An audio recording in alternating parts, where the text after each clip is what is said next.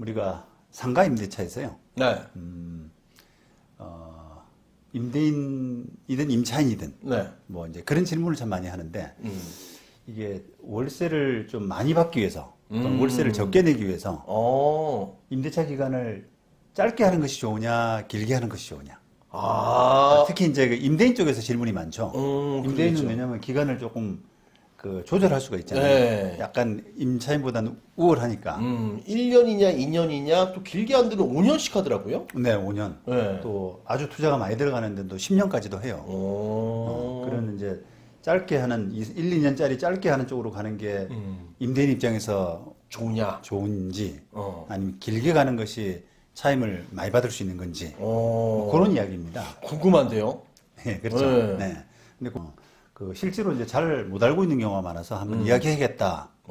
이게 이제 법이 만들어진 상임법이 만들어진 부분하고도 사실 무관치가 않기 때문에 그렇죠. 그렇습니다. 자, 우리가 이 갱신 요구권 때문에 사실은 이제 이게 그 영향을 미치는 건데 네. 갱신 요구권이라는 게 이제 상가 임대차 보호법이 만들어지면서 도입이 됐잖아요. 그렇죠. 근데 그 갱신 요구권이 도입되기 이전에는 임대인 입장에서는 조금 짧게 정하는 것이 유리하다. 월세를 많이 받는데 유리하다. 그렇죠. 1년씩 끊어서 계속 그렇습니다. 올릴 수 있으니까. 그렇습니다. 예, 맞습니다. 그다음에 반대로 이제 임차인은 기간을 좀 길게 하는 것이 네. 유리하다. 저도 그렇게 좀 알고 있었어요. 그렇죠. 예. 네. 근데 이제 그거는 임차인 입장에서도 사실은 이제 뭐 좀 기간 지났다 싶으면은 장사 잘 된다 싶으면 또 나가라 그러고 막 그러니까 그 기간 보장이 안 되니까 예전부터 좀 길게 해서 월세도 조금 이렇게 안정적으로 가져가고 또 기간도 좀 안정적으로 가져가고 이런 입장이었던 반면에 또 반대로 임대인은 상황이 좀 입장이 달랐던 거죠. 네. 그게 이제 대체적으로 맞는 거였거든요. 각자 이기적인 입장에서는. 살짝 이득 되려고. 그 자기 이득인 면에서는 임대인 생각도 맞고 또 반대로 임차인 생각은 길게 가는 것이 맞고 그러는데 이게 이제 상가임대차보호법에서 갱신요구권을 우리가 생각을 한다면 이런 생각은 잘못됐다. 잘못된 거다. 이렇게 말씀드릴 수가 있습니다. 자, 우선 요 갱신요구권 한번 짚고 넘어가야 되는데요. 네. 우리가 법이 만들어지고 상임법이 상가임대차보호법, 상가건물임대차보호법이죠. 만들어지면서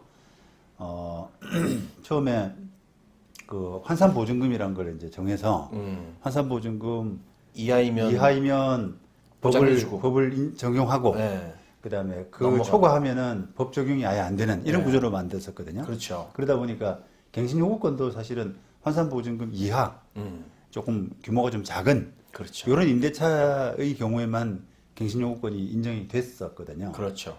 그런데 이제 그 갱신요건 제도가 변화를 합니다. 변천을 합니다. 어떻게 하냐? 13년 8월에 법 개정이 한번 되면서 네.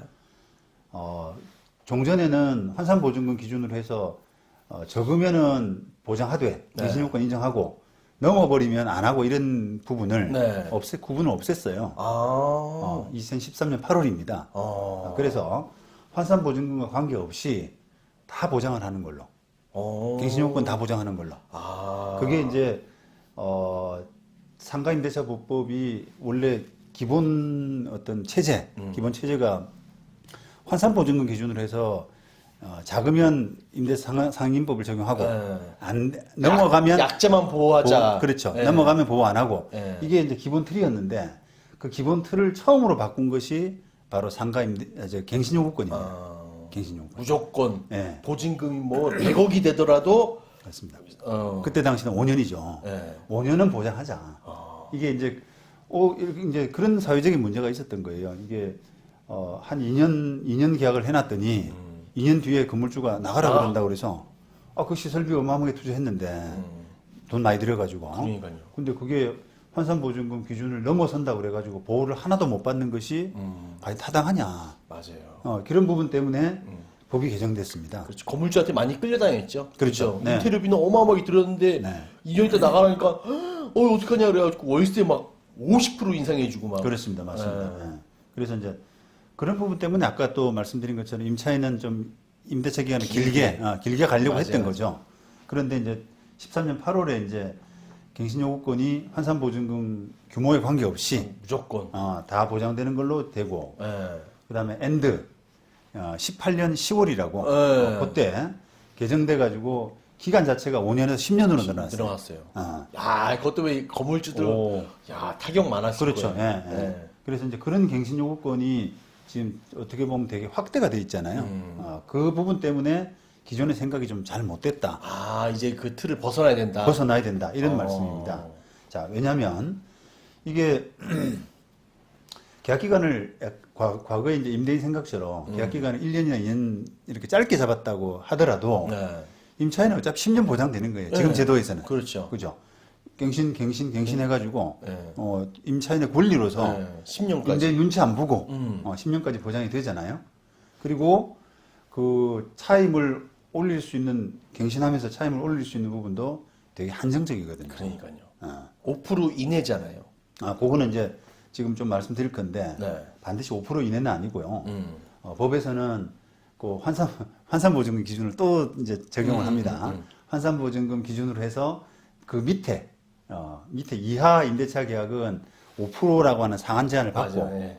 그다음에 받고.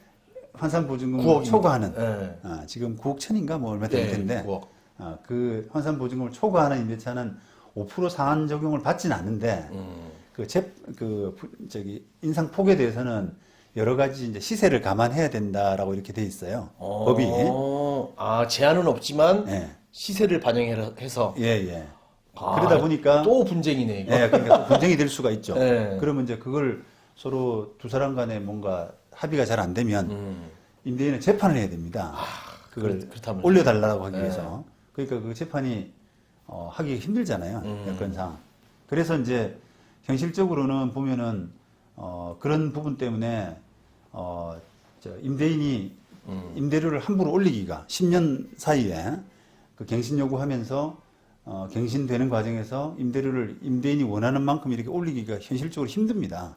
그렇죠. 물론 뭐 협박을 해서 또는 부담을 줘가지고 이렇게 올리면 다행이지만 임대인 입장에서는 네. 다행이지만 그게 만약에 임차인이 법에는 그렇게 안 돼 있지 않느냐 나는 못 올려주겠다 억울하시면 재판하시라 이렇게 딱 그 법대로 나간다면 그렇죠. 어쩔 수 없는. 임대인이 불리하거든요.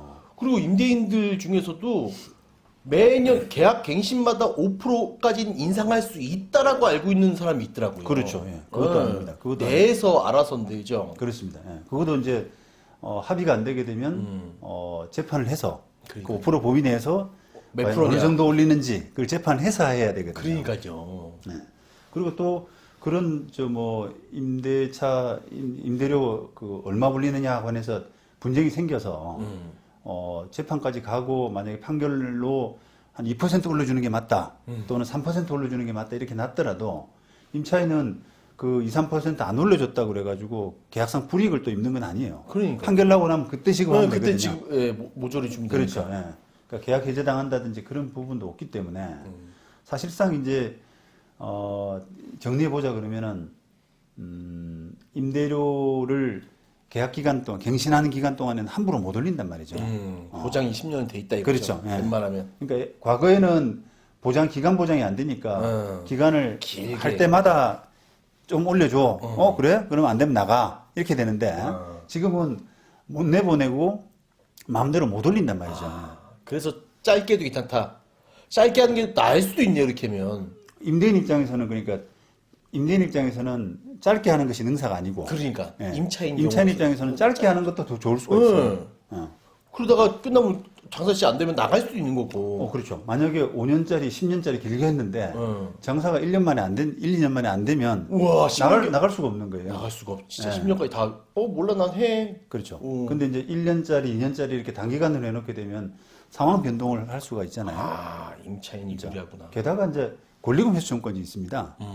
권리금 회수 청구권은 언제든지 권리금을 받아 나갈 수 있는 게 아니라 계약 만기 6개월, 예. 그 6개월만 가능한 권리거든요. 예. 그러다 보니까 계약 기간이 너무 멀게 되면 권리금 받아 나가고 싶어도 못 나가는 거예요. 근데 계약 기간이 짧으면은 6개월이 금방 돌아오지 않습니까? 그런 장점이 있으니까 오히려 임차인 입장에서는 좀 짧게 하는 게 이제 완전 바뀌었네. 바뀌었습니다. 예. 법 때문에 지금 이게 유불리가 이제 완전히 바뀌게 된 그런 경우입니다. 저도 그 옛날 생각만 해가지고 임차인은 좀 길게 하는 게 임대인은 짧게 하는 게 유리하다라고 그냥 어렴풋이 그렇게 생각했어요. 네, 많이들 그렇게 생각을 네. 하세요. 아직까지도. 그 관념이란 게 금방 바뀌질 않기 때문에. 자, 그렇다면 이제 임대인 입장에서 보자 그러면 이제 그러면 지금 이렇게 법이 바뀐 상황에서는 어떻게 하면 좋지?라고 하면 제가 보건대는 방법은 하나밖에 없어요. 하나밖에. 뭡니까? 기간을 좀 길게 하시고 길게 하고 만약에 기간을 6년 정도 했단 말이죠.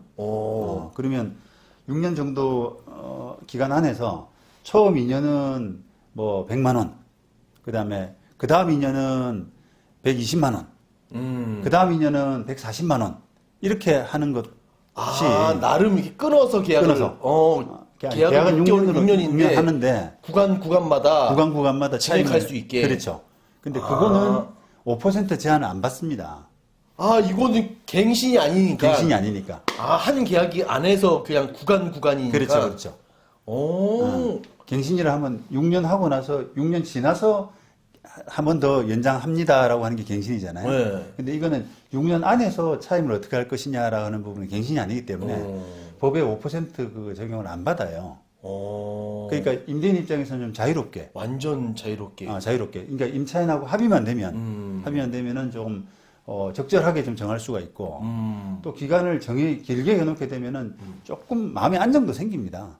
이 돈이 이제 계속 들어오고 공실도 좀 안 생기고 이런 여유가 생기는 거죠. 그럼 만약에 5년 계약하고 1년마다 5%씩 증액한다라고 했을 때는 그 계약도 당연 가능하죠. 가능하고 1년마다 7%씩 해도 되는 거고요. 10%씩 하는 거. 10%씩 해도 되는 거고. 그 계약이네. 5% 제한을 안 받는다는 거예요. 그는. 연수와 뭐 2년마다가 아니라 네. 계약 기간마다 갱신이니까. 그렇죠. 네. 이건 뭐 임대인들 잘 모를 것 같은데요. 예, 조금 더 심하게 하자 그러면 5년 계약해 놓고 6개월마다 5%씩 올린다. 이것도 가능해요. 아무 제한 법에 제한이 없습니다. 그는. 예. 그걸 이용하면 되겠네요. 그렇습니다. 예. 그게 이제 현실적으로는 제일 적절한 임대인 입장에서는 기간도 좀 이렇게 여유 있게 가지고 수익률도 좀 좋게 하는 방법이 유일한 방법이에요. 근데 이제 그거를 그렇게 하지 않고 단기간으로 계약해 놓고 그거를 계약기간 끝날 때면 갱신할 때마다 5% 올릴 수 있다고 생각하고 5% 올릴 수 있다고 착각하는 분도 계시고 또 5% 올리지 않더라도 조금 윽박질러서요. 여러 가지 막 임대인이 부담을 주잖아요, 임차인한테. 그렇죠. 윽박질러 가지고 뭐 5% 이상을 관철시키는 경우도 있습니다. 간혹. 있겠죠.